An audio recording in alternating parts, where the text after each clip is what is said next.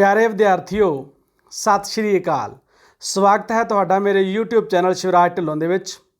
Channel नूं subscribe करो और नाल ही बैल आइकॉन नूं क्लिक करके आउण वालियां वीडियो का नोटिफिकेशन ऑन करो। और जेकर तुहानूं वीडियो चंगी लगती है इसनूं लाइक और शेयर जरूर करो।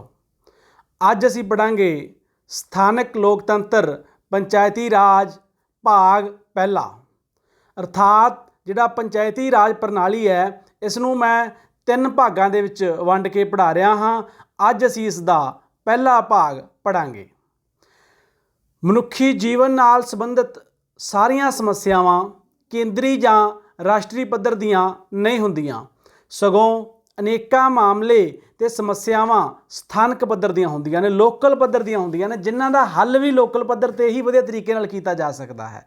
लोकतंत्र की सफलता लई जरूरी हुंदा है कि स्थानक पद्धर ते समस्यावां जां मामलिਆਂ ਦਾ ਜਿਹੜਾ प्रबंध है वो स्थानक लोगों द्वारा ही किया जाए, क्योंकि अजिहियां समस्यावां नूं स्थानक लोग चंगी तरह समझते हैं और जे चंगी तरह समझते हैं उसका हल भी चंगी तरह कर सकते हैं। अजिहे प्रबंध नूं स्थानक स्वै शासन का नाम दिता जाता है, जिस विच किसी पिंड, नगर, शहर जां बस्ती दीआं स्थानक लोड़ां दा प्रबंध उत्थों दे रहण वाले लोगों द्वारा चुनिया हुईयां प्रतिनिधि संस्थावां द्वारा किया जाता है। पेंडू खेत्र के स्थानक शासन नूं समूहिक रूप विच पंचायती राज का नाम दिता गया है।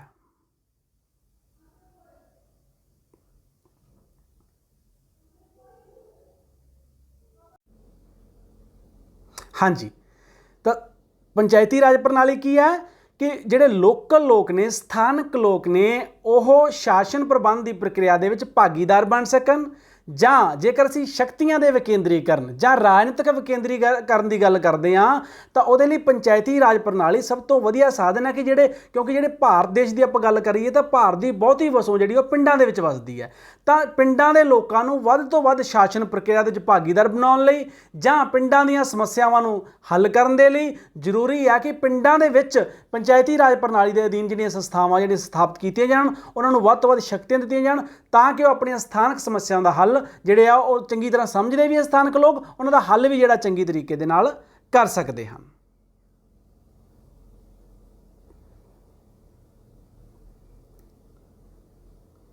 हाँ जी, पंचायती राज की धारणा। पंचायती राज नूं पेंडू खेत्र का स्थानक लोकतंत्र भी कहा जाता है। हुण धारणा पढ़ रहे पंचायती राज किहनूं कहंदे आ।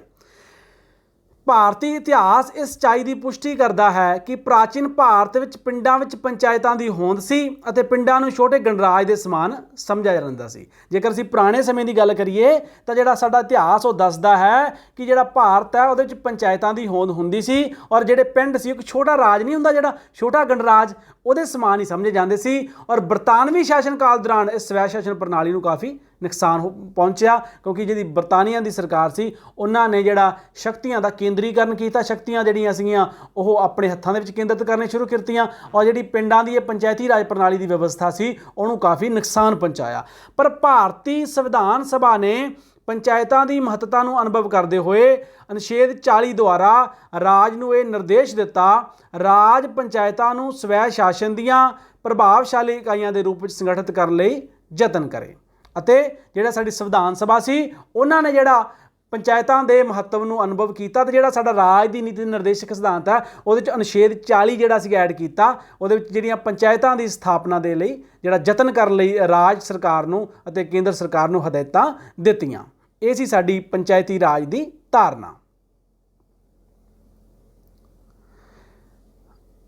1957 ਦੇ ਵਿੱਚ ਬਲਵੰਤ ਰਾਏ ਮਹਿਤਾ ਸਮਿਤੀ ਇੱਕ ਬੈਠੀ ਸੀ।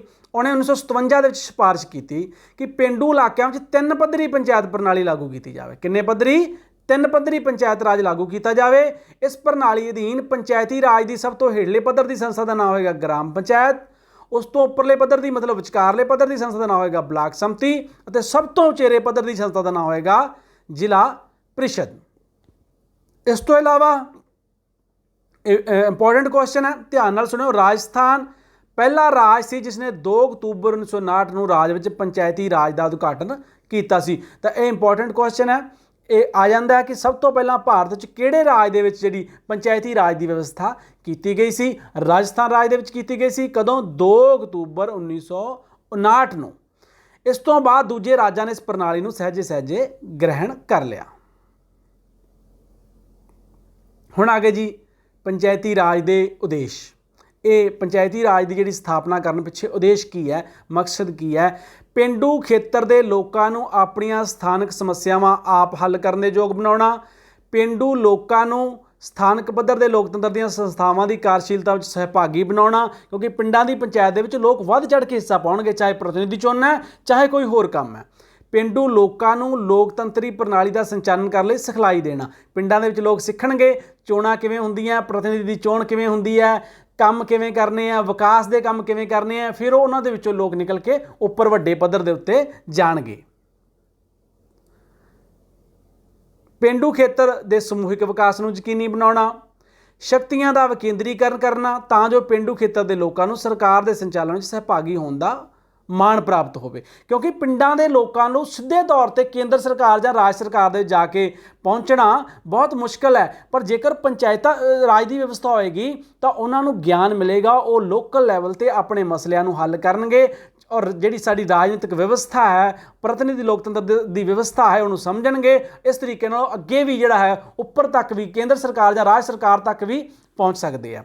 पेंडू खेतर के लोगों में आत्मनिर्भरता ते आत्म विश्वास की भावना पैदा करनी। ਜਦੋਂ ਲੋਕ ਆਪਣੇ प्रतिनिधि चुनगे, अपने पिंड का विकास करनगे, उन्हां 'च एक फीलिंग आएगी जिहड़ी सैल्फ कॉन्फिडेंस की, वो आत्मनिर्भर होणगे कि असीं अपने जिहड़े इलाके का, अपने जिथे असीं रहिंदे हां उस निवास स्थान का असीं विकास खुद कर सकते हैं। तो जिहड़ी ये विश्वास की भावना है ये उन्हां नूं अगे भी लैके जाएगी।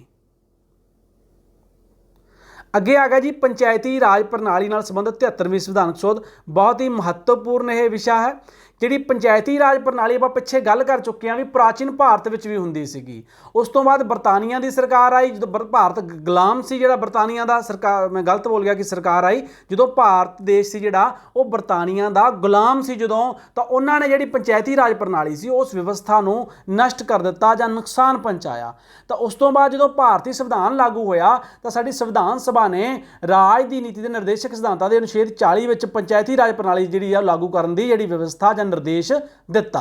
तो उस तो बाद असीं राजस्थान पढ़िया कि उन्होंने पंचायती राज प्रणाली की स्थापना की और उस तो बाद हौली हौली दूजे राज्यों ने भी इसकी स्थापना की। पर तद तक सिर्फ एक राज की नीति का निर्देशक सिद्धांत सीगा। और तुसीं जानते ही हो और पढ़ चुके हो कि जिहड़ी राज की नीति के निर्देशक सिद्धांत है वो सिर्फ निर्देश ने, उन्होंने लागू करने लई सरकार बंधनकारी नहीं है, कुछ जिहड़ी कानूनी शक्ति नहीं है अगर उन्होंने लागू ही करना है। तो इस करके राज्यां ने चाहे पंचायती राज प्रणाली की व्यवस्था नूं स्थापित किया पिंडां दे विच, पर उस तरीके तक नहीं किया जिस तरीके तक सारे पिंडां दे विच स्थापित हो जाए। तो इस तो इलावा जिहड़े अलग अलग राज है भारत दे, उन्हां दे विच भी जिहड़ी पंचायती राज प्रणाली की व्यवस्था सी उहदे बारे इक्को जी रूपरेखा नहीं सी। हर एक राज ने अपने अपने तरीके नाल पंचायत राज प्रणाली की व्यवस्था की हुई सी।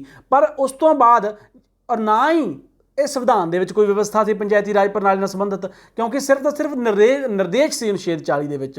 पर जिहड़ी साडी पंचायती राज प्रणाली नाल संबंधित 73वीं संविधानक सोध है वो पंचायती राज प्रणाली नाल संबंधित। हुण आपां अज दा जिहड़ा चैप्टर इस तो बाद जिन्नियां भी स्लाइड्स तुसीं देखोगे जां पढ़ांगे वो सारियां दियां सारियां 73वीं सोध नाल संबंधित ने, क्योंकि 73वीं सोध दे नाल संविधान दे विच सोध करके पंचायती राज प्रणाली की जिहड़ी व्यवस्था है उहदी संविधानक सोध कीती गई, अर्थात संविधान दे विच व्यवस्था कर दित्ती गई। इस तो पहलां भारतीय संविधान दे विच व्यवस्था नहीं सी पंचायती राज प्रणाली नाल संबंधित। और इस तो बाद सारे राज्यां नूं निर्देश दे दित्ते गए प्रॉपर कि वो इन्हां जिहड़ियां हदायतां दी पालना करन। इस करके 73वीं सोध जिहड़ी 1993 च लागू हुई सी, उस तो बाद लगभग पूरे भारत जिहड़ा पंचायती राज प्रणाली का रूप है वो लगभग पूरे राज्यां दे विच इक्को जिहा है। तो हुण असीं पढ़दे हां 73वीं संविधानक सोध बारे। ये सोध 24 अप्रैल 1993 नूं पास हुई सी। इत्थे दो इंपॉर्टेंट क्वेश्चन बनदे थोड़े छोटे। एक तां पंचायती राज प्रणाली नाल संबंधित संविधानक सोध बारे दसो। 73वीं पास कदों हुई सी? 1993 दे विच। कदों लागू हुई सी? 24 अप्रैल 1993 नूं पास हुई सी। स्थानक पੱਧਰ ਦੇ ਹੁਣ ਆਪਾਂ ਇਹਦੇ ਬਾਰੇ ਪੜਾਂਗੇ ਵੀ ਇਹਦੇ 'ਚ ਕਿਹੜੀਆਂ-ਕਿਹੜੀਆਂ ਹਦਾਇਤਾਂ ਜਾਂ ਨਿਰਦੇਸ਼ ਰਾਜ ਸਰਕਾਰਾਂ ਨੂੰ ਦਿੱਤੇ ਗਏ ਸੀ। कि पंचायती राज की व्यवस्था किस तरीके नाल करनी है। तो स्थानक पद्धर के लोकतंत्र नूं संविधानक मानता, इस तो पहला संविधानक मानता नहीं सी, इस तो पहला सिर्फ राज की नीति का निर्देशक सिद्धांत सी, कोई संविधानक मानता प्राप्त नहीं सी पंचायती राज प्रणाली नूं। ये सिर्फ इस सोध नाल ही प्राप्त हुई है और इस सोध द्वारा संविधान विच एक नवां भाग शामिल किया, भाग 9 ਅਤੇ एक अनुसूची शामिल की 11। इस तो पहला स्वै शासन संबंधी सभावां च कोई व्यवस्था नहीं सी। इस तो बाद एक होर इंपॉर्टेंट क्वेश्चन तुहाडे लई बनदा है कि संविधान जिहड़ी 73वीं सोच सी ਉਹਦੇ ਦੁਆਰਾ ਜਿਹੜੀ ਕਿਹੜਾ ਭਾਗ ਜਾਂ ਕਿਹੜੇ ਅਨੁਸੂਚੀ ਸ਼ਾਮਲ ਕੀਤੀ ਗਈ ਸੰਵਿਧਾਨ 'ਚ, ਭਾਗ 9 ਤੇ ਅਨੁਸੂਚੀ 11 ਜਿਹੜੇ ਅੰਕਿਤ ਕੀਤੇ ਗਏ ਸੀ ਸਾਡੇ ਸੰਵਿਧਾਨ ਦੇ ਵਿੱਚ। ਇਸ ਤੋਂ ਬਾਅਦ ਆ ਗਿਆ ਜੀ ਗ੍ਰਾਮ ਸਭਾ ਦੀ ਪਰਿਭਾਸ਼ਾ। 73ਵੀਂ ਸੋਧ ਦੇ ਵਿੱਚ ਗ੍ਰਾਮ ਸਭਾ ਦੀ ਪਰਿਭਾਸ਼ਾ ਦਿੰਦੇ ਆ, ਪੰਚਾਇਤ ਦੇ ਅਧਿਕਾਰ ਖੇਤਰ ਵਿੱਚ ਆਉਂਦੇ ਪਿੰਡ ਜਾਂ ਪਿੰਡਾਂ ਦੇ ਜਿਹੜੇ ਲੋਕਾਂ ਦੇ ਨਾਮ ਮਤਦਾਤਾਵਾਂ ਦੀਆਂ ਸੂਚੀਆਂ ਵਿੱਚ ਅੰਕਿਤ ਹਨ ਉਹ ਸਾਰੇ ਲੋਕ ਸਮੂਹਿਕ ਤੌਰ ਤੇ ਗ੍ਰਾਮ ਸਭਾ ਦਾ ਨਿਰਮਾਣ ਕਰਨਗੇ। ਵਿਧਾਨ ਮੰਡਲ ਨੂੰ ਇਹ ਸ਼ਕਤੀ ਦਿੱਤੀ ਹੈ ਕਿ ਉਹ ਕਾਨੂੰਨ ਦੁਆਰਾ ਗ੍ਰਾਮ ਸਭਾ ਦੀ ਵਿਵਸਥਾ ਕਰ ਸਕਦਾ ਹੈ, ਗ੍ਰਾਮ ਸਭਾ ਨੂੰ ਕਾਨੂੰਨ ਦੁਆਰਾ ਕੁਝ ਕੰਮ ਵੀ ਸੌਂਪ ਸਕਦਾ ਹੈ। ਸਭ ਤੋਂ ਪਹਿਲਾਂ ਜਿਹੜੀ ਸੰਸਥਾ ਬੇਸਿਕ ਮੁੱਢਲੀ ਸੰਸਥਾ ਪਿੰਡਾਂ ਦੀ ਗ੍ਰਾਮ ਸਭਾ, ਤੇ ਗ੍ਰਾਮ ਸਭਾ ਕੀ ਹੁੰਦੀ ਹੈ ਕਹਿੰਦੀ 73ਵੀਂ ਸੋਧ ਕਹਿੰਦੀ ਪੰਚਾਇਤ, ਇੱਕ ਪੰਚਾਇਤ ਮਿਲਦੀ ਇੱਕ ਪਿੰਡ ਦੇ ਵਿੱਚ ਜਾਂ ਇੱਕ ਜੇਕਰ ਛੋਟਾ ਪਿੰਡ ਹੈ, ਆਪਾਂ ਅੱਗੇ ਪੜਾਂਗੇ ਗ੍ਰਾਮ ਸਭਾ ਦੀ ਗਿਣਤੀ ਬਾਰੇ ਵੀ ਵਿਸਥਾਰ ਦੇ ਵਿੱਚ ਪੜਾਂਗੇ। ਜੇਕਰ ਛੋਟਾ ਪਿੰਡ ਹੈ ਤਾਂ ਕੁਝ ਨਾਲ ਦੇ ਪਿੰਡ ਨੂੰ ਇੱਕ ਨੂੰ ਜਾਂ ਦੋਵਾਂ ਨੂੰ ਮਿਲਾ ਕੇ ਵੀ ਗ੍ਰਾਮ ਸਭਾ ਦੀ ਵਿਵਸਥਾ ਕੀਤੀ ਜਾ ਸਕਦੀ ਹੈ। ਤਾਂ ਉੱਥੋਂ ਦੇ ਜਿੰਨੇ ਵੀ ਮਤਦਾਤਾ ਨੇ ਉਸ ਖੇਤਰ ਦੇ ਜਿਹਨੂੰ ਇੱਕ ਗ੍ਰਾਮ ਸਭਾ ਘੋਸ਼ਿਤ ਕੀਤਾ ਹੈਗਾ ਕਿਸੇ ਰਾਜ ਦੇ ਵਿਧਾਨ ਮੰਡਲ ਨੇ, ਉਹ ਸਾਰੇ ਜਿਹੜੇ ਮਤਦਾਤਾ ਨੇ ਜਿਨ੍ਹਾਂ ਦਾ ਨਾਂ ਉਸ ਗ੍ਰਾਮ ਸਭਾ ਦੇ ਸੂਚੀ ਦੇ ਵਿੱਚ ਅੰਕਿਤ ਹੈ, ਉਹ ਸਾਰੇ ਮਤਦਾਤਾ ਜਿਹੜੇ ਗ੍ਰਾਮ ਸਭਾ ਦੇ ਮੈਂਬਰ ਹੋਣਗੇ। ਤੇ ਜਿਹੜਾ ਵਿਧਾਨ ਮੰਡਲ ਹੈ ਉਹਨੂੰ ਇਹ ਸ਼ਕਤੀ ਦਿੱਤੀ ਗਈ ਹੈ ਕਿ ਉਹ ਕਿਸੇ ਵੀ ਰਾਜ ਸਰਕਾਰ ਜਿਹੜੀ ਉਹ ਕਾਨੂੰਨ ਦੁਆਰਾ ਗ੍ਰਾਮ ਸਭਾ ਦੀ ਵਿਵਸਥਾ ਕਰ ਸਕਦੀ ਹੈ ਔਰ ਗ੍ਰਾਮ ਸਭਾ ਨੂੰ ਕਾਨੂੰਨ ਦੁਆਰਾ ਕੁਝ ਕੰਮ ਵੀ ਸੌਂਪ ਸਕਦੀ ਹੈ। ਉਸ ਤੋਂ ਬਾਅਦ ਆ ਗਿਆ ਜੀ 73ਵੀਂ ਸੋਚ 'ਚ 3 ਪੱਧਰੀ ਪੰਚਾਇਤ ਰਾਜ ਪ੍ਰਣਾਲੀ ਦੀ ਵਿਵਸਥਾ ਕੀਤੀ ਗਈ ਸੀ। ਤੁਹਾਨੂੰ ਇੰਪੋਰਟੈਂਟ ਕੁਐਸਚਨ ਪੁੱਛ ਸਕਦੇ ਆ ਕਿ ਜਿਹੜੀ 73ਵੀਂ ਸੰਵਿਧਾਨਕ ਸੋਧ 1993 ਦੇ ਵਿੱਚ ਲਾਗੂ ਹੋਈ ਸੀ ਉਸ ਦੁਆਰਾ ਕਿੰਨੇ ਪੱਧਰੀ ਪੰਚਾਇਤ ਪ੍ਰਣਾਲੀ ਦੀ ਸਥਾਪਨਾ ਹੋਈ ਸੀ? 3 ਪੱਧਰੀ। ਕਿੰਨੇ ਪੱਧਰੀ? 3 ਪੱਧਰੀ ਪੰਚਾਇਤ ਪ੍ਰਣਾਲੀ। 3 ਪੱਧਰੀ ਪੰਚਾਇਤ ਰਾਜ ਪ੍ਰਣਾਲੀ ਹੇਠਲੇ ਪੱਧਰ ਤੇ ਪੰਚਾਇਤ, ਉਸ ਤੋਂ ਉੱਪਰਲੇ ਮਤਲਬ ਵਿਚਕਾਰਲੇ ਪੱਧਰ ਤੇ ਜਿਹੜੀ ਗ੍ਰਾਮ ਪੰਚਾਇਤ ਤੇ ਸਭ ਤੋਂ ਉੱਪਰ ਜ਼ਿਲ੍ਹਾ ਪੱਧਰ ਦੀ ਪੰਚਾਇਤ ਦੀ ਵਿਵਸਥਾ ਕੀਤੀ ਗਈ ਸੀ। ਜਿਹੜੀ ਆਪਣੇ ਪੰਜਾਬ 'ਚ ਜੇਕਰ ਗੱਲ ਕਰੀਏ ਤਾਂ ਥੱਲੇ ਵਾਲੀ ਨੂੰ ਆਪਾਂ ਪੰਚਾਇਤ ਕਹਿੰਦੇ ਹਾਂ, ਪਿੰਡਾਂ ਵਾਲੀ ਨੂੰ ਜਾਂ ਗ੍ਰਾਮ ਪੰਚਾਇਤ ਕਹਿੰਦੇ ਹਾਂ, ਉਸ ਤੋਂ ਉੱਪਰ ਬਲਾਕ ਸੰਮਤੀ, ਉਸ ਤੋਂ ਉੱਪਰ ਜ਼ਿਲ੍ਹਾ ਪ੍ਰੀਸ਼ਦ। ਇਹ 3 ਪੱਧਰਾਂ ਦੀ ਪੰਚਾਇਤ ਦੀ ਵਿਵਸਥਾ ਕੀਤੀ ਗਈ ਸੀ। ਮੈਂਬਰਾਂ ਦੀ ਚੋਣ ਕਿਵੇਂ ਹੋਊਗੀ? ਪ੍ਰਤੱਖ ਚੋਣ ਵਿਧੀ ਦੁਆਰਾ। ਇਸ ਨਵੀਂ ਪ੍ਰਣਾਲੀ ਦੀ ਵਿਵਸਥਾ ਹੈ ਕਿ ਹਰੇਕ ਪੰਚਾਇਤ ਦੇ ਖੇਤਰ ਨੂੰ ਚੋਣ ਖੇਤਰਾਂ ਵਿੱਚ ਵੰਡਿਆ ਜਾਵੇਗਾ ਅਤੇ ਇਹਨਾਂ ਚੋਣ ਖੇਤਰਾਂ ਤੋਂ ਪੰਚਾਇਤਾਂ ਦੇ ਮੈਂਬਰਾਂ ਦੀ ਚੋਣ ਪ੍ਰਤੱਖ ਰੂਪ 'ਚ ਲੋਕਾਂ ਦੁਆਰਾ ਕੀਤੀ ਜਾਏਗੀ। ਮਤਲਬ ਲੋਕ ਸਿੱਧੇ ਤੌਰ ਤੇ ਪੰਚਾਇਤ ਦੇ ਮੈਂਬਰਾਂ ਦੀ ਚੋਣ ਵੋਟ ਦੀ ਵਰਤੋਂ ਕਰਕੇ ਕਰਨਗੇ। ਇਸ ਤੋਂ ਬਾਅਦ ਆ ਗਿਆ ਜੀ ਰਾਜ ਚੋਣ ਆਯੋਗ। ਰਾਜ ਚੋਣ ਆਯੋਗ ਜਿਹੜਾ ਪੰਚਾਇਤੀ ਚੋਣਾਂ ਦੀ ਵਿਵਸਥਾ ਕਰੇਗਾ। 73ਵੀਂ ਸੰਵਿਧਾਨਕ ਸੋਧ ਨੇ ਪੰਚਾਇਤਾਂ ਦੀਆਂ ਚੋਣਾਂ ਲਈ ਚੋਣ ਸੂਚੀਆਂ ਤਿਆਰ ਕਰਾਉਣ, ਕਿਉਂਕਿ ਉਸ ਤੋਂ ਪਹਿਲਾਂ ਚੋਣ ਸੂਚੀਆਂ ਤਿਆਰ ਕਰਨੀਆਂ ਪੈਂਦੀਆਂ, ਜਿਹੜੇ ਗ੍ਰਾਮ ਸਭਾ ਦੇ ਖੇਤਰ ਘੋਸ਼ਿਤ ਕਰਨੇ ਪੈਂਦੇ ਆ, ਉਹ ਸਾਰੇ ਕੰਮ ਲਈ ਰਾਜ ਚੋਣ ਆਯੋਗ ਦੀ ਵਿਵਸਥਾ ਕੀਤੀ ਗਈ। ਹਰੇਕ ਰਾਜ ਦਾ ਆਪਣਾ ਚੋਣ ਆਯੋਗ ਹੋਏਗਾ। 73ਵੀਂ ਸੋਧ ਕਹਿੰਦੀ ਹੈ ਉਹ ਕੀ ਕਰੂਗਾ? ਪੰਚਾਇਤਾਂ ਦੀਆਂ ਚੋਣਾਂ ਲਈ ਚੋਣ ਸੂਚੀਆਂ ਤਿਆਰ ਕਰਵਾਊਗਾ। ਪੰਚਾਇਤਾਂ ਦੀਆਂ ਸਾਰੀਆਂ ਚੋਣਾਂ ਦਾ ਪ੍ਰਬੰਧ ਕਰਨ ਦੀ ਜ਼ਿੰਮੇਵਾਰੀ ਰਾਜ ਚੋਣ ਆਯੋਗ ਨੂੰ ਸੌਂਪੀ ਹੈ। ਇਸ ਚੋਣ ਆਯੋਗ ਦਾ ਇੱਕ ਹੀ ਮੈਂਬਰ ਹੁੰਦਾ ਹੈ ਜਿਸ ਨੂੰ ਰਾਜ ਚੋਣ ਕਮਿਸ਼ਨਰ ਕਿਹਾ ਜਾਂਦਾ ਹੈ। ਠੀਕ ਹੈ ਜੀ, ਹਰੇਕ ਰਾਜ ਦਾ ਆਪਣਾ ਚੋਣ ਆਯੋਗ ਹੈ। ਪੰਜਾਬ ਦਾ ਵੀ ਆਪਣਾ ਚੋਣ ਆਯੋਗ ਹੈ ਜਿਹਦਾ ਇੱਕ ਹੀ ਮੈਂਬਰ ਹੈ ਜਿਹਨੂੰ ਰਾਜ ਚੋਣ ਕਮਿਸ਼ਨਰ ਕਿਹਾ ਜਾਂਦਾ ਹੈ। ਉਹ ਪੰਚਾਇਤਾਂ ਨਾਲ ਸੰਬੰਧਿਤ ਸਾਰੀਆਂ ਜਿਹੜੀ ਪ੍ਰਕਿਰਿਆ ਹੈ ਉਹਦਾ ਪ੍ਰਬੰਧ ਕਰਦਾ ਹੈ। ਹੁਣ ਆ ਗਈ ਜੀ ਸਥਾਨ ਰਾਖਵੇਂ ਰੱਖਣ ਦੀ ਵਿਵਸਥਾ, ਕਿਉਂਕਿ ਭਾਰਤ ਦੇ ਵਿੱਚ ਜਿਹੜਾ ਅਮੀਰ ਤੇ ਗਰੀਬ ਦਾ ਪਾੜਾ ਬਹੁਤ ਹੈ ਔਰ ਜਾਤ ਪਾਤ ਦਾ ਜਿਹੜਾ ਭੇਦਭਾਵ ਬਹੁਤ ਹੈ। ਉਹ ਜਾਤ ਪਾਤ ਦੇ ਆਧਾਰ ਤੇ ਇੱਕ ਵੱਡੇ ਤਬਕੇ ਨੂੰ ਭਾਰਤ ਦੇ ਵਿੱਚ ਦਬਾ ਕੇ ਰੱਖਿਆ ਗਿਆ ਸੀ। ਉਹਨਾਂ ਲੋਕਾਂ ਨੂੰ, ਉਸ ਤਬਕੇ ਨੂੰ, ਉਸ ਵਰਗ ਨੂੰ ਉੱਪਰ ਚੁੱਕਣ ਦੇ ਲਈ ਜਾਂ ਦੂਜਿਆਂ ਦੇ ਬਰਾਬਰ ਲਿਆਉਣ ਦੇ ਲਈ ਰਾਖਵੇਂ ਕਰਨ ਦੀ ਵਿਵਸਥਾ ਸਾਡੇ ਲਗਭਗ ਬਹੁਤ ਸਾਰੇ, ਚਾਹੇ ਚੋਣ ਪ੍ਰਣਾਲੀ ਨਾਲ ਸੰਬੰਧਿਤ ਹੈ, ਚਾਹੇ ਉਹ ਸਰਕਾਰੀ ਨੌਕਰੀਆਂ ਨਾਲ ਸੰਬੰਧਿਤ ਹੈ, ਉਹ ਵਿਵਸਥਾ ਕੀਤੀ ਗਈ ਹੈ। ਤਾਂ ਪੰਚਾਇਤੀ ਰਾਜ ਦੇ ਵਿੱਚ ਜਿਹੜੀ ਸਥਾਨਾਂ ਨੂੰ ਰਾਖਵੇਂ ਰੱਖਣ ਦੀ ਵਿਵਸਥਾ ਹੈ ਉਹ ਕਿਸ ਤਰੀਕੇ ਨਾਲ ਕੀਤੀ ਗਈ ਹੈ, ਇਹਨੂੰ ਧਿਆਨ ਨਾਲ ਸਮਝ ਲਓ। ਔਰ ਇਸ ਤੋਂ ਇਲਾਵਾ ਜ਼ਿਆਦਾਤਰ ਤੁਸੀਂ ਵਿਦਿਆਰਥੀ ਪਿੰਡਾਂ ਨਾਲ ਸੰਬੰਧ ਰੱਖਦੇ ਹੋ, ਇਸ ਜਿਹੜਾ ਟੌਪਿਕ ਹੈ ਇਹਦੇ ਬਾਰੇ ਤੁਹਾਨੂੰ ਜਾਣਕਾਰੀ ਹੋਣੀ ਬਿਨਾਂ ਸਿਲੇਬਸ ਤੋਂ ਵੀ ਬਹੁਤ ਹੀ ਲਾਭਕਾਰੀ ਹੈ। ਅਨੁਸੂਚਿਤ ਜਾਤੀਆਂ ਅਤੇ ਅਨੁਸੂਚਿਤ ਕਬੀਲਿਆਂ ਲਈ ਸਥਾਨ ਰਾਖਵੇਂ ਰੱਖਣ ਦੀ ਗਿਣਤੀ ਇੱਕ ਪੰਚਾਇਤ ਦੇ ਖੇਤਰ ਵਿੱਚ ਉਹਨਾਂ ਦੀ ਕੁੱਲ ਵਸੋਂ ਦੇ ਅਨੁਪਾਤ ਅਨੁਸਾਰ ਨਿਸ਼ਚਿਤ ਕੀਤੀ ਜਾਂਦੀ ਹੈ। ਜੇਕਰ ਅਨੁਸੂਚਿਤ ਕਬੀਲਿਆਂ SC ਜਾਂ ST ਦੀ ਗੱਲ ਕਰੀਏ, ਅਨੁਸੂਚਿਤ ਜਾਤੀਆਂ ਤੇ ਅਨੁਸੂਚਿਤ ਕਬੀਲਿਆਂ ਦੀ, ਉਹਨਾਂ ਲਈ ਜਿਹੜੀ ਸਥਾਨ ਰਾਖਵੇਂ ਰੱਖਣ ਦੀ ਕਿਹੜੀ ਵਿਧੀ ਹੈ ਕਿ ਉਹਨਾਂ ਦੀ ਜਿਹੜੀ ਵਸੋਂ ਆ ਉਸ ਖੇਤਰ ਦੇ ਵਿੱਚ, ਮੰਨ ਲਓ ਗ੍ਰਾਮ ਸਭਾ ਦੀ ਗੱਲ ਕਰਦੇ ਹਾਂ, ਗ੍ਰਾਮ ਪੰਚਾਇਤ ਦੀ ਗੱਲ ਕਰਦੇ ਹਾਂ, ਤਾਂ ਉੱਥੇ ਉਹਨਾਂ ਦੀ ਵਸੋਂ ਕਿਸ ਅਨੁਪਾਤ 'ਚ ਹੈ, ਮੰਨ ਲਓ ਕਿੰਨੀ ਰੇਸ਼ੋ ਦੇ ਵਿੱਚ ਹੈ, ਮੰਨ ਲਓ 100 ਦੇ ਵਿੱਚੋਂ 20% ਜਿਹੜੇ ਲੋਕ ਨੇ ਉਹ ਅਨੁਸੂਚਿਤ ਜਾਤੀ ਦੇ ਨੇ, ਤਾਂ ਜਿੰਨੀਆਂ ਵੀ ਕੁੱਲ ਸੀਟਾਂ ਨੇ ਉਹਨਾਂ 'ਚੋਂ 20% ਸੀਟਾਂ ਜਿਹੜੀਆਂ ਹੈਗੀਆਂ ਉਹ ਅਨੁਸੂਚਿਤ ਜਾਤੀ ਲਈ ਰਾਖਵੀਆਂ ਰੱਖੀਆਂ ਜਾਣਗੀਆਂ। ਜੇਕਰ ਉਹਨਾਂ ਦੀ ਆਬਾਦੀ 30% ਹੈ ਤਾਂ ਕੁੱਲ ਆਬਾਦੀ ਦੇ ਅਨੁਸਾਰ ਤਾਂ ਉਹਨਾਂ ਦੀ ਜਿਹੜੀਆਂ ਕੁੱਲ ਸੀਟਾਂ ਨੇ ਗ੍ਰਾਮ ਪੰਚਾਇਤ ਦੇ ਮੈਂਬਰਾਂ ਦੀਆਂ, ਉਹਦੇ ਵਿੱਚੋਂ ਜਿਹੜੀਆਂ 30% ਸੀਟਾਂ ਰੱਖੀਆਂ ਜਾਣਗੀਆਂ, ਅਰਥਾਤ ਜਿੰਨੇ ਪ੍ਰਤੀਸ਼ਤ ਉਹਨਾਂ ਦੀ ਆਬਾਦੀ ਹੋਊਗੀ ਕੁੱਲ ਵਸੋਂ ਦੇ ਅਨੁਪਾਤ ਅਨੁਸਾਰ ਉਨੀਆਂ ਸੀਟਾਂ ਉਹਨਾਂ ਲਈ ਰਾਖਵੀਆਂ ਰੱਖੀਆਂ ਜਾਣਗੀਆਂ। ਅੱਗੇ ਜੀ, ਰਾਖਵੇਂ ਸਥਾਨਾਂ ਦੇ ਚੋਣ ਖੇਤਰਾਂ 'ਚ ਸਮੇਂ-ਸਮੇਂ ਤੇ ਤਬਦੀਲੀ ਕੀਤੀ ਜਾਵੇਗੀ। ਜਿਹੜੇ ਰਾਖਵੇਂ ਸਥਾਨ ਆ, ਮੰਨ ਲਓ ਸਰਪੰਚ ਹੈ, ਸਰਪੰਚ ਦਾ ਪੂਰੇ ਜ਼ਿਲ੍ਹੇ ਦੇ ਵਿੱਚ ਜਿੰਨੇ ਸਰਪੰਚ ਚੁਣੇ ਜਾਣੇ ਆ, ਉਹਨਾਂ ਦੀਆਂ ਜਿੰਨੀ ਜ਼ਿਲ੍ਹੇ 'ਚ ਆਬਾਦੀ ਹੈ ਉਸ ਹਿਸਾਬ ਨਾਲ ਸੀਟਾਂ ਰਾਖਵੀਆਂ ਰੱਖ ਦੇਣੀਆਂ। ਤਾਂ ਹੁਣ ਕਿਹੜੇ ਸਰਪੰਚ ਹੋਣਗੇ ਜਿਨ੍ਹਾਂ ਦੀਆਂ ਸੀਟਾਂ ਰਾਖਵੀਆਂ ਰੱਖੀਆਂ ਜਾਣਗੀਆਂ? ਤਾਂ ਕੁਛ ਪਿੰਡਾਂ ਨੂੰ ਦੀ ਸੀਟਾਂ ਰਾਖਵੀਆਂ ਕਰਤੀਆਂ, ਕਿ ਉਹੀ ਪਿੰਡਾਂ ਦੀਆਂ ਸੀਟਾਂ ਰਾਖਵੀਆਂ ਰਹਿਣਗੀਆਂ? ਨਹੀਂ, ਹਰ ਇਲੈਕਸ਼ਨ ਦੇ ਵਿੱਚ ਉਹਨਾਂ ਨੂੰ ਰੋਟੇਟ ਕੀਤਾ ਜਾਊਗਾ, ਬਦਲਿਆ ਜਾਊਗਾ। ਮੰਨ ਲਓ 100 ਦੇ ਵਿੱਚੋਂ 20% ਆਬਾਦੀ ਜਿਹੜੀ ਆ ਉਹ ਅਨੁਸੂਚਿਤ ਜਾਤੀ ਦੀ ਹੈ ਕਿਸੇ ਖਾਸ ਜ਼ਿਲ੍ਹੇ ਦੇ ਵਿੱਚੋਂ, ਉਸ ਜ਼ਿਲ੍ਹੇ 'ਚ 20% ਸੀਟਾਂ ਜਿਹੜੀਆਂ ਹੈਗੀਆਂ ਨੇ ਉਹ ਸਰਪੰਚ ਦੀਆਂ ਰਾਖਵੀਆਂ ਰੱਖ ਦਿੱਤੀਆਂ ਗਈਆਂ। ਉਸ ਤੋਂ ਅਗਲੇ ਇਲੈਕਸ਼ਨ ਦੇ ਵਿੱਚ ਹੋਰ 20% ਪਿੰਡ, ਮਤਲਬ ਉਹ ਪਿੰਡ ਬਦਲ ਦੇਣੇ ਨੇ, ਰੋਟੇਟ ਕਰਕੇ ਰਿਜ਼ਰਵੇਸ਼ਨ ਕਰਨੀ ਹੈ। ਅਨੁਸੂਚਿਤ ਜਾਤੀਆਂ ਜਾਂ ਅਨੁਸੂਚਿਤ ਕਬੀਲਿਆਂ ਲਈ ਰਾਖਵੇਂ ਰੱਖੇ ਕੁੱਲ ਸਥਾਨਾਂ ਵਿੱਚ ਘੱਟ ਤੋਂ ਘੱਟ 1/3 ਸਥਾਨ ਅਨੁਸੂਚਿਤ ਜਾਤੀਆਂ ਤੇ ਕਬੀਲਿਆਂ ਦੀ ਇਸਤਰੀਆਂ ਲਈ ਰਾਖਵੇਂ ਰੱਖੇ ਜਾਣਗੇ। ਜਦੋਂ ਸਾਡਾ ਸੰਵਿਧਾਨ ਦੇ ਵਿੱਚ ਜੋ 73ਵੀਂ ਸੋਧ ਲਾਗੂ ਹੋਈ ਸੀ, ਉਦੋਂ ਇਹ ਵਿਵਸਥਾ ਸੀ ਕਿ 1/3 ਜਿਹੜੀਆਂ ਸੀਟਾਂ ਨੇ ਉਹ ਰਾਖਵੀਆਂ ਰੱਖੀਆਂ ਜਾਣਗੀਆਂ ਇਸਤਰੀਆਂ ਦੇ ਲਈ, ਅਨੁਸੂਚਿਤ ਜਾਤੀ ਦੀਆਂ ਇਸਤਰੀਆਂ ਦੇ ਲਈ, ਜਿੰਨੇ ਅਨੁਸੂਚਿਤ ਜਾਤੀ ਲਈ ਕੁੱਲ ਸਥਾਨ ਰਾਖਵੇਂ ਰੱਖੇ ਗਏ ਆ। ਪਰ ਹੁਣ ਇਹ ਵਿਵਸਥਾ ਬਦਲ ਗਈ ਹੈ, ਉਹ ਆਪਾਂ ਅੱਗੇ ਪੜਾਂਗੇ। ਹੁਣ ਇਹ 50% ਹੋ ਗਈ ਔਰਤਾਂ ਦੇ ਲਈ। ਵੱਖ-ਵੱਖ ਪੱਧਰ ਦੀਆਂ ਪੰਚਾਇਤਾਂ ਦੇ ਅਧਿਆਕਸ਼ਾਂ ਦੀਆਂ ਪਦਵੀਆਂ ਦੀ ਕੁੱਲ ਗਿਣਤੀ ਦਾ 1/3 ਭਾਗ ਇਸਤਰੀਆਂ ਲਈ ਰਾਖਵਾਂ ਰੱਖਿਆ ਜਾਵੇਗਾ। ਇਸਤਰੀਆਂ ਸੰਬੰਧੀ ਇਹ ਵਿਵਸਥਾ ਆਮ ਇਸਤਰੀਆਂ ਲਈ ਹੈ। ਹੁਣ ਤੁਸੀਂ ਇੰਜ ਕਨਫਿਊਜ਼ ਨਾ ਹੋ ਜਾਓ ਦੋਨਾਂ ਗੱਲਾਂ ਦੇ ਵਿੱਚ। ਪਹਿਲੀ ਗੱਲ ਦੇ ਵਿੱਚ ਆਪਾਂ ਪੜ੍ਹਿਆ ਸੀ ਕਿ ਜਿੰਨੀਆਂ ਸੀਟਾਂ ਅਨੁਸੂਚਿਤ ਜਾਤੀਆਂ ਜਾਂ ਕਬੀਲਿਆਂ ਲਈ ਰਾਖਵੀਆਂ ਰੱਖੀਆਂ ਗਈਆਂ ਕੁੱਲ ਸੀਟਾਂ ਦੇ ਵਿੱਚੋਂ, ਉਹਨਾਂ ਸੀਟਾਂ ਦਾ 1/3 ਇਸਤਰੀਆਂ ਲਈ, ਤੇ ਜਿਹੜੀਆਂ ਵੈਸੇ ਜਿਹੜੀਆਂ ਕੁੱਲ ਸੀਟਾਂ ਨੇ ਸਾਰੀਆਂ ਸੀਟਾਂ ਮਿਲਾ ਕੇ ਅਨੁਸੂਚਿਤ ਜਾਤੀ ਤੇ ਜਨਰਲ ਵਰਗ ਦੀਆਂ, ਉਹਨਾਂ ਦੇ ਵਿੱਚੋਂ 1/3 ਅਨੁਸੂਚਿਤ ਕੁੱਲ ਇਸਤਰੀਆਂ ਲਈ, ਤੇ ਕੁੱਲ ਇਸਤਰੀਆਂ ਦੇ ਵਿੱਚ ਜਿਹੜੀਆਂ ਅਨੁਸੂਚਿਤ ਜਾਤੀ ਲਈ ਉਹ ਵੀ ਤੇ ਬਾਕੀ ਵੀ, ਸਾਰੀਆਂ ਸੀਟਾਂ ਦਾ ਵੀ 1/3। ਇਹ ਵਿਵਸਥਾ ਤੁਹਾਨੂੰ ਮੈਂ ਦੱਸਿਆ 50% ਹੋ ਗਈ ਹੈ। ਆਪਾਂ ਉਹਦੇ ਬਾਰੇ ਅੱਗੇ ਜਾਣਕਾਰੀ ਹਾਸਲ ਕਰਾਂਗੇ।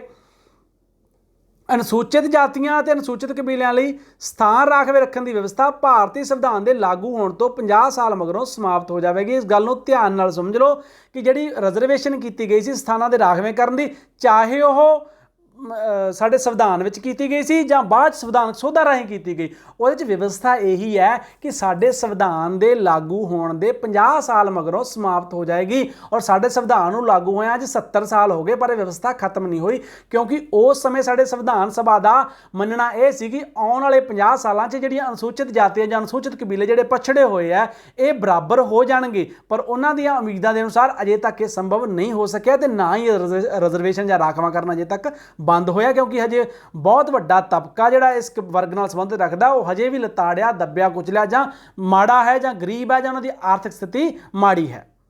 ਇਨ੍ਹਾਂ ਵਿਵਸਥਾਵਾਂ ਤੋਂ ਇਲਾਵਾ ਰਾਜ ਵਿਧਾਨ ਮੰਡਲ ਕਾਨੂੰਨ ਦੁਆਰਾ ਨਾਗਰਿਕਾਂ ਦੀ ਕਿਸੇ ਪਛੜੀ ਸ਼੍ਰੇਣੀ ਲਈ ਪੰਚਾਇਤਾਂ ਵਿੱਚ ਸਥਾਨ ਰਾਖਵੇਂ ਰੱਖਣ ਦੀ ਵਿਵਸਥਾ ਕਰ ਸਕਦਾ ਹੈ। ਤੇ ਅਨੁਸੂਚਿਤ ਜਾਤੀਆਂ ਕਬੀਲਿਆਂ ਲਈ ਪੜ੍ਹ ਲਿਆ ਸੀ, ਤੇ ਇੱਕ ਪਛੜੀ ਸ਼੍ਰੇਣੀ ਹੁੰਦੀ ਜਿਹਨੂੰ ਆਪਾਂ BC ਕਹਿ ਦਿੰਦੇ ਹਾਂ, ਬੈਕਵਰਡ ਕਲਾਸ, ਉਹਨਾਂ ਲਈ ਕੀ ਵਿਵਸਥਾ ਕੀਤੀ ਹੈ ਪੰਚਾਇਤੀ ਰਾਜ ਪ੍ਰਣਾਲੀ ਦੇ ਵਿੱਚ ਕਿ ਰਾਜ ਵਿਧਾਨ ਮੰਡਲ ਦੇ ਉੱਤੇ ਛੱਡ ਦਿੱਤਾ ਗਿਆ। ਉਹਦੀ ਸ਼ਕਤੀ ਉਹਨਾਂ ਨੇ ਜਿਹੜੀ 73ਵੀਂ ਸੋਧ ਦੇ ਵਿੱਚ ਨਿਸ਼ਚਿਤ ਨਹੀਂ ਕੀਤੀਆਂ ਉਹਨਾਂ ਦੇ ਲਈ ਸੀਟਾਂ, ਉਹ ਰਾਜ ਵਿਧਾਨ ਮੰਡਲਾਂ ਨੂੰ ਸ਼ਕਤੀਆਂ ਦੇਤੀਆਂ ਕਿ ਤੁਸੀਂ ਜਿਹੜੀ ਹੈਗੀ ਹੈ ਪਛੜੀਆਂ ਸ਼੍ਰੇਣੀਆਂ ਦੇ ਨਾਲ ਜੇ ਕੋਈ ਰਾਖਵੇਂ ਕਰਨ ਦੀ ਵਿਵਸਥਾ ਕਰਨਾ ਚਾਹੁੰਦੇ ਹੋ ਤਾਂ ਕਰ ਸਕਦੇ ਹੋ। ਤਾਂ ਹੁਣ ਜਿਹੜੀ ਇੰਪੋਰਟੈਂਟ ਗੱਲ ਮੈਂ ਤੁਹਾਨੂੰ ਦੱਸ ਰਿਹਾ ਸੀ ਕਿ ਜਿਹੜਾ ਪੰਚਾਇਤਾਂ ਲਈ ਜਿਹੜਾ ਔਰਤਾਂ ਲਈ ਪੜ੍ਹ ਕੇ ਆਏ ਆ ਕਿ ਆਪਾਂ ਅਨੁਸੂਚਿਤ ਜਾਤੀ ਦੀਆਂ ਔਰਤਾਂ ਲਈ 1/3, ਫਿਰ ਸਾਰੀਆਂ ਔਰਤਾਂ ਦੇ ਲਈ 1/3, ਤਾਂ ਉਹ ਹੁਣ 50% ਹੋ ਚੁੱਕਿਆ ਹੈ, ਕਿਉਂਕਿ 27 ਅਗਸਤ 2009 ਨੂੰ ਕੇਂਦਰੀ ਸਰਕਾਰ ਨੇ ਪੰਚਾਇਤੀ ਰਾਜ ਪ੍ਰਣਾਲੀ ਵਿੱਚ ਔਰਤਾਂ ਲਈ 50% ਰਾਖਵੇਂ ਕਰਨ ਦੀ ਵਿਵਸਥਾ ਕੀਤੀ ਗਈ ਹੈ।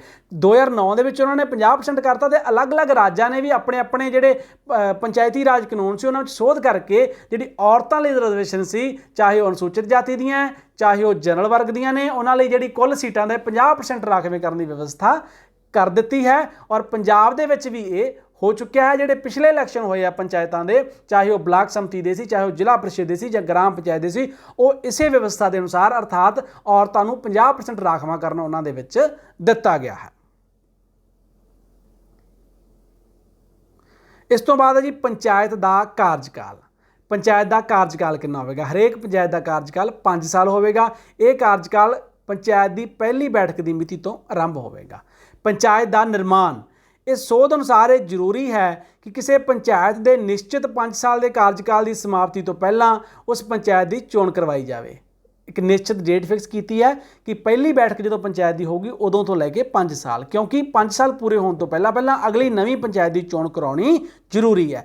जेकर किसी पंचायत को भंग किया गया है, भंग करने की भी प्रोविजन आप पढ़ांगे, तो अजिही पंचायत की चोण उस भंग होने वाली मिति ते 6 महीने के अंदर अंदर करवाई जानी जरूरी है। और नवी चुनी ग्राम पंचायत भंग की गई पंचायत के बाकी बचते कार्यकाल ही काम करेगी। ठीक है जी, 5 साल का कार्यकाल है।